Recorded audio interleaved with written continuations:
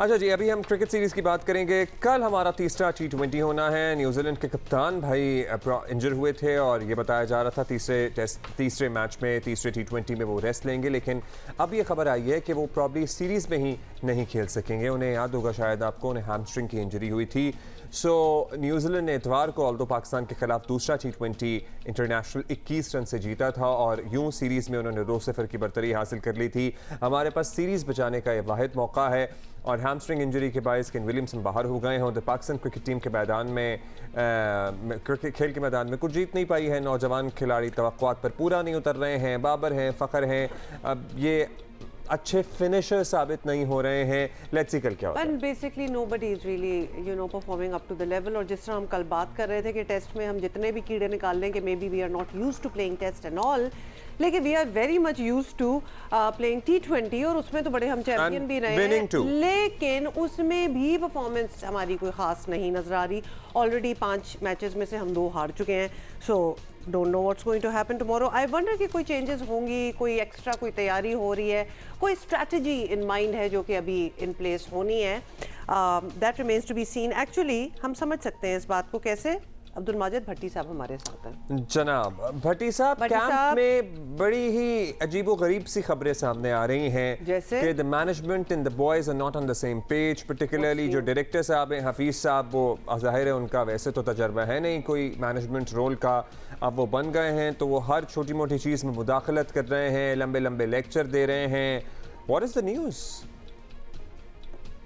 देखिए अब्दुल्ला, मसला यही है कि ये चूंकि करंट प्लेयर है, पिछले साल तक तो हफीज इन्हीं लोगों के साथ खेलते रहे। अब जब वो टीम मीटिंग्स में बैठते हैं और डोमिनेट करने की कोशिश करते हैं और फिर टीम हार रही है, फ्रस्ट्रेशन बहुत ज्यादा है, तो उसकी वजह से मसाइल पैदा हो रहे हैं। मेरे ख्याल में हफीज को सोचना चाहिए कि अब उनकी पाकिस्तान की किट जो है वो उतर गई है, अब वो डायरेक्टर के रोल में है। और दुनिया का कौन सा डायरेक्टर है जो आप देखें विकेट कीपर को भी कोचिंग कर रहा है, बॉलर को भी बता रहा है, बैट्समैन को भी कोच कर रहा है। डायरेक्टर तो बेसिकली एक प्लानर होता है, स्ट्रेटजी बनाता है। मिकी आर्थर भी कोचिंग करते थे, लेकिन उनका लिमिटेड रोल था। उन्होंने अपने साथ ग्रांट ब्रैडबर्न को हेड कोच रखा हुआ था, लेकिन हफीज उन्होंने कुछ कोचेज अपने साथ रखे हुए। क्या आप जिस मिकी आर्थर का आप जिक्र कर रहे हैं भट्टी साहब, ये वही जो वो वाया वीडियो लिंक की कोचिंग हो रही थी? मतलब वो वैसे तो कहीं मैदान में कभी नजर नहीं आए, उन्हीं का जिक्र हो रहा है?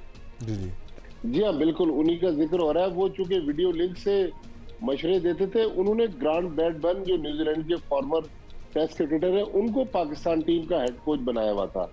लेकिन मोहम्मद हफीज टीम मीटिंग में सुना है कि खुद ही बोलते रहते हैं, इतना टाइम ही नहीं बचता कि कोई और बोले, लिहाजा फिर थक हार कर वो मीटिंग खत्म हो जाती है। फिर जो फॉरेन लीग्स हो रही हैं, अब समझ में आ रहा है कि इन्हें प्रोफेसर क्यों कहा जाता था, क्योंकि अब इन्हें चूंकि लेक्चर देने का मौका मिला है तो फिर तो वो हाथ से नहीं जाने देंगे। नहीं, लेकिन वैसे अगर इतना फ्रेश ऑफ द पिच हो, जिस तरह आप कह रहे हैं कि पिछले साल तक तो ये खुद भी टीम का हिस्सा थे, ये do the boys want to take direction from somebody जो लिटरली उनके साथ ही खेल रहे थे अभी पिछले साल तक? देखें, डायरेक्शन तो बेसिकली प्लेयर जो है वो किसी की लेना नहीं चाहते। आपको पता है कि वो खुद भी अपनी जात में अंजुमन होते हैं, लिहाजा प्लेयर्स नहीं चाहते कि उनको कोई बहुत ज्यादा मशवरा दे।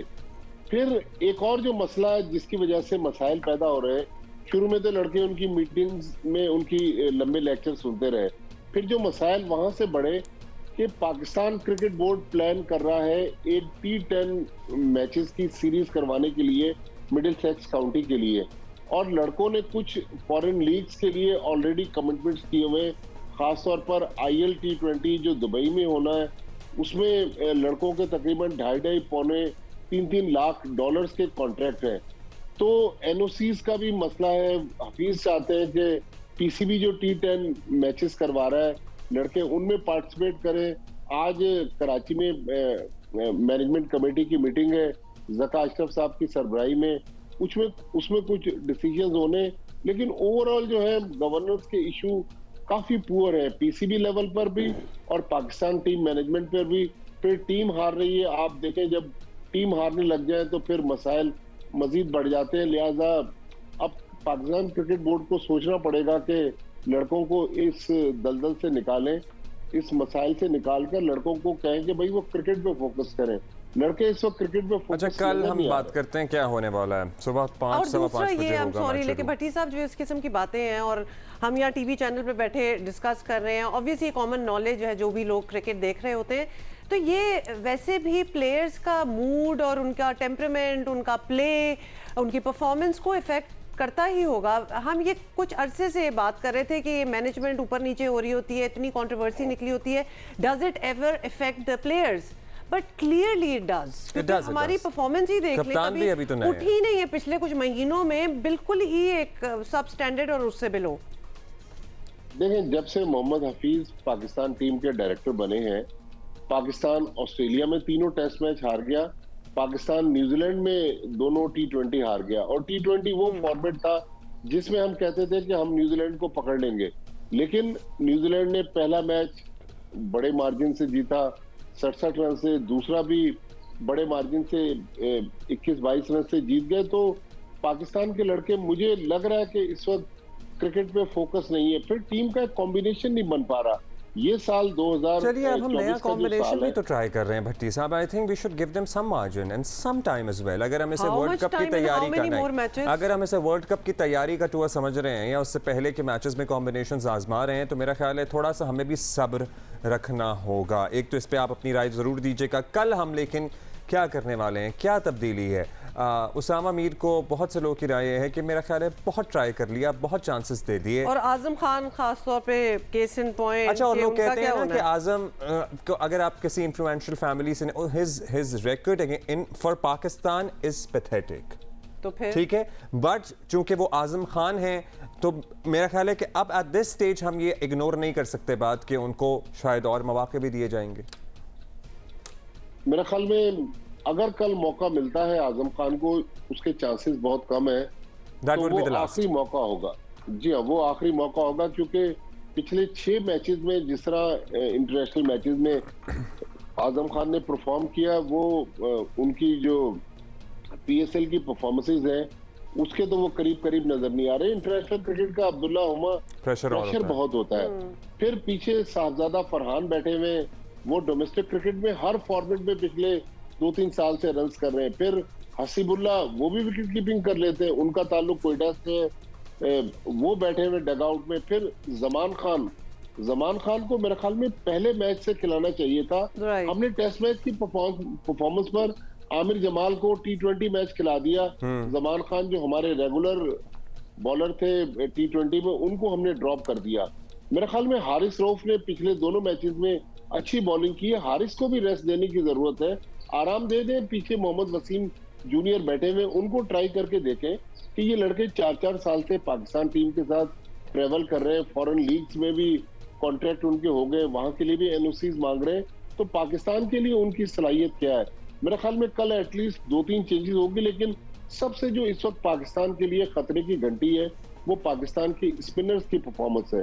हमारी जो स्पिनर्स की तारीख रही है, वो हमारे पास बड़े दुनिया के वर्ल्ड क्लास स्पिनर्स रहे, लेकिन अभी रिसेंट पास्ट में हम देखें, मोहम्मद नवाज को देख लें, उसामा मीर को देख लें, इवन शादाब खान को देख लें, बहुत डिसअपॉइंटमेंट इन्होंने दिखाई है। तो सोचना पड़ेगा। और उसामा को ये नहीं है कि कम चांसेस, मेरा ख्याल वो उनका करियर आपके सामने ये ट्रैजेक्टरी, उन्होंने कुछ बेहतर परफॉर्मेंसेस दी, फिर उनकी वापसी हुई, उसके बाद से जो उनकी कंट्रीब्यूशन है to the team is very disappointing. उनको बहुत चांसेस मिले हैं। पिछले साल मार्च या अप्रैल में जो न्यूजीलैंड की टीम पाकिस्तान आई थी अब्दुल्ला, उस सीरीज में उसामा ने थोड़ी अच्छी बॉलिंग की थी। उसके बाद आप एशिया कप देख लें, वर्ल्ड कप देख लें, ऑस्ट्रेलिया की सीरीज में तो वो टीम का हिस्सा नहीं थे, लेकिन अभी इन 2 मैचेस में भी उसामा उस तरह की बॉलिंग नहीं कर रहे कि पाकिस्तान को अपनी बॉलिंग से मैच जितवा के दें। तो मेरा ख्याल हमें सोचना पड़ेगा कि हमारे पास यंगस्टर्स हैं जो पाकिस्तान शाहीन्स की भी नुमाइंदगी कर रहे हैं, पाकिस्तान अंडर-19 की तरफ से भी रिप्रेजेंट कर रहे हैं। उनमें कासिम अकरम एक स्पिनर है, मेहरान मुमताज है, शायद एक आध और कोई नाम हो जो हम मिस कर रहे हैं। मेरे ख्याल में अब उनकी तरफ जाना पड़ेगा। अब इन लोगों को काफी हमने मौके दे दिए। तो भट्टी साहब, बेसिकली आप कह रहे हैं कि हमें एक बिल्कुल फ्रेश टीम बनानी पड़ेगी। अब जिनको मौके इतने मिल गए हैं उनको आउट करें और जो आप नाम ले रहे हैं उनको अंदर डाला जाए। That's what you saying? जी हाँ, इसलिए हुमा के अमेरिका और वेस्ट इंडीज जहां पर वर्ल्ड कप होना है, अमेरिका में तो नॉर्मली रेगुलर क्रिकेट नहीं होती, तो वहां भी ऐसी पिचेस होंगी जिस पर स्पिनर्स आउट कर सके। वेस्ट इंडीज में भी स्पिनर्स के लिए आइडियल पिचेस होती हैं। देखिए, इन्हीं पिचेस पर जिन पर हम पिछले 2 मैच आ रहे हैं, न्यूजीलैंड के स्पिनर्स की गेंद भी ब्रेक हो रही थी, उन्होंने विकेटें भी ली।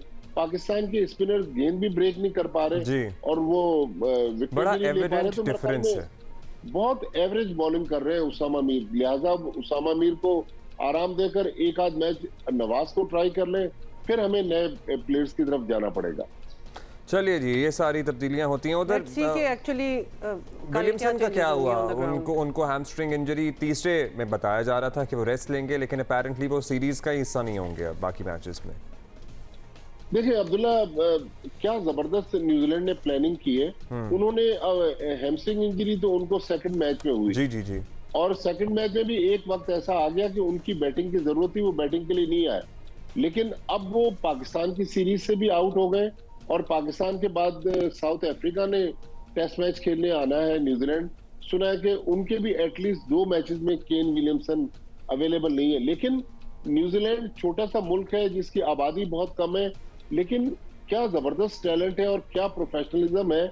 उन्होंने पहले से मार्क किया हुआ है कि पहले 2 मैच ये प्लेयर खेलेंगे, अगले मैच ये खेलेंगे, तीसरे मैच में ये होंगे, चौथे में ये। हमारे पास इस तरह की प्लानिंग नहीं है। हम हर प्लेयर को हर मैच हमारा जरा वो परफॉर्मेंस बेस्ड भी तो होता है ना। हम पहले कैसे डिसाइड कर लेंगे जी 2 इधर खेलेंगे, 4 उधर खेलेंगे, क्योंकि वो पहले ही जब 2 खेल रहे होते हैं, what if they don't perform well, उनको आगे कौन लेके जाएगा?